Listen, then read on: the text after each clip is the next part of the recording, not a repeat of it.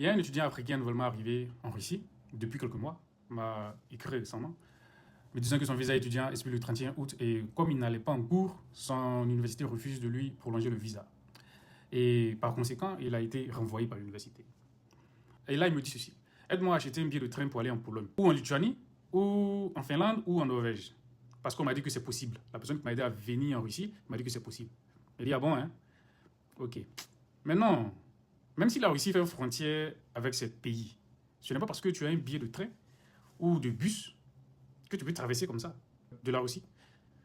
Les gardes frontières vont toujours te demander ton passeport et ton visa Schengen valide ou ton titre de séjour Schengen valide. Sans ça, ton billet ne sert à rien, absolument à rien en fait.